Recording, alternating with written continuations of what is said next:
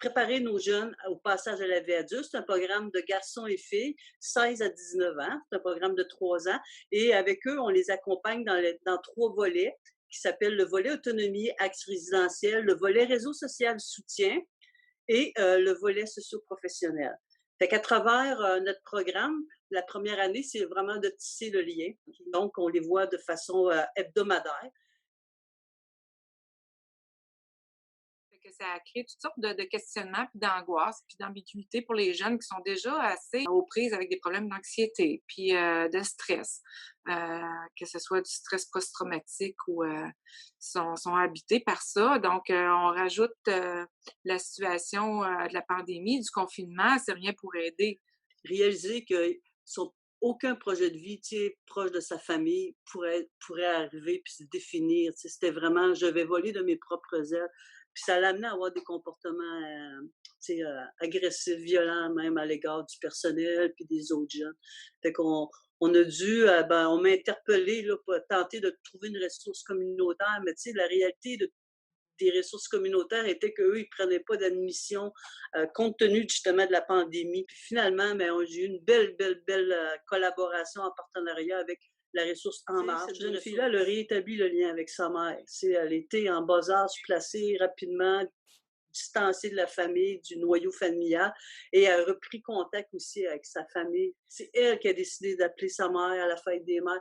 Fait que ça, c'est un aspect positif qui fait en sorte que le confinement a pu rapprocher des familles, des jeunes avec leur famille, avec un parent ou avec une personne extérieure aussi. Quand on parle de terrain, c'est que ça implique qu'il faut respecter les mesures de sécuritaires, de salubrité, d'hygiène, de distanciation avec nos jeunes. Faire la visite, aller voir les gens dans la communauté, faire le déménagement.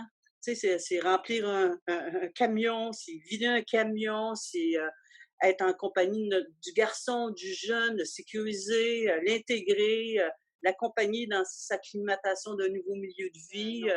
On le fait avec. On se met à risque peut-être. Peut-être. C'est pas le risque qu'on peut parler pour nos belles personnes âgées, mais c'est un risque quand même.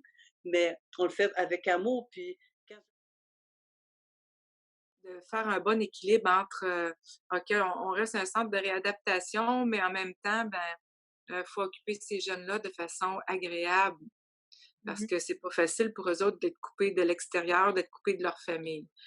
Même si on a remarqué que ça a créé un certain apaisement pour un certain nombre de jeunes. L'apaisement en termes de j'ai de la bouffe à tous les jours, je suis coupée des stimuli et des influences extérieures qui peuvent me nuire.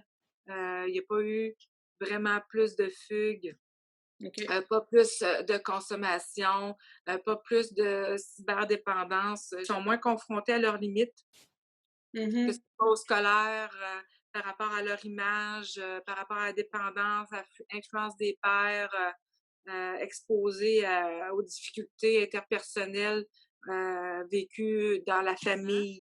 Pour les plus grands, une opportunité de faire un plus grande introspection.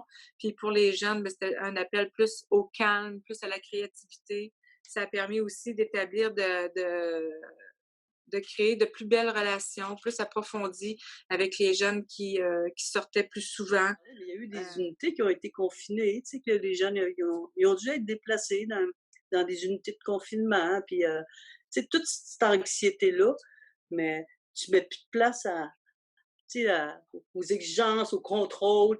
Dans le fond, tu fais juste ta vie de groupe. Que tu sois un adulte avec tes responsabilités, que tu sois un adolescent avec tes responsabilités aussi d'adolescent, on a toutes les mêmes émotions.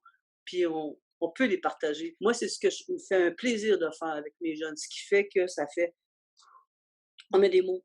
Puis moi, je leur parle de moi aussi, comment je le vis. C'est prendre soin. Puis c'est ça que vivent les jeunes. Ils ont l'impression qu'on prend soin d'eux.